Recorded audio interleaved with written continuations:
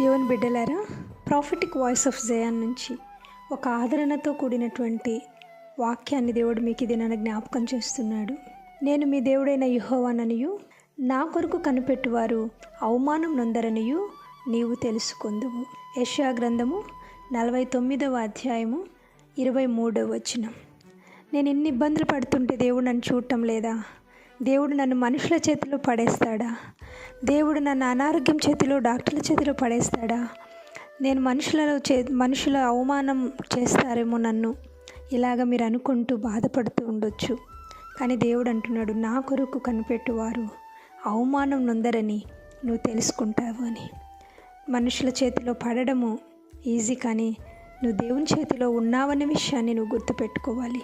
దేవుడు అంటాడు, చూడుము నా అరచేతులంలో నిన్ను చెక్కి ఉన్నాను.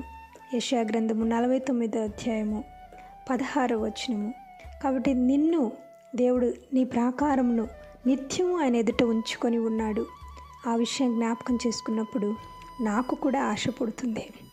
ఎందుకంటే ఆయన కొరకు కనిపెడుతూ ఉన్నప్పుడు, మనం ఎదురు చూసేవి మనకు రానప్పుడు, ఆయన మనకేదో చేస్తాడని మనం ఎదురు చూస్తున్నప్పుడు, అవి మన కనుచూపు మేరలో కనిపించినప్పుడు నిరాశ పడడం వాస్తవం. కానీ దేవుడు చెప్తున్నాడు, నీ దేవుడైన యెహోవాననియు, నా కొరకు కనిపెట్టువారు అవమానం నొందరనియు నువ్వు తెలుసుకుంటావు. కాబట్టి ఆ మాటను మీరు జ్ఞాపకం చేసుకొని, దేవుడు తన అరచేతిలో నన్ను చెక్కుకున్నాడనే విషయాన్ని మీరు జ్ఞాపకం చేసుకొని, మన ప్రాకారాలు నిత్యము ఆయన ముందు ఉన్నాయనే విషయాన్ని గుర్తు చేసుకొని, ఆయన జ్ఞాపకార్థ నామాన్ని బట్టి ఆయన మనల్ని జ్ఞాపకం చేసుకుంటూ ఉంటాడనే విషయాన్ని జ్ఞాపకం చేసుకుని మీరు ధైర్యం వహించాలని, దేవుడు మీరున్న సిచ్యువేషన్ నుంచి మిమ్మల్ని బయటికి తీసుకొని వస్తాడని మీ కొరకు ప్రార్థిస్తున్న మీ సోదరి ఎస్తేర్ ఎవాంజెలిన్. ఆమెన్.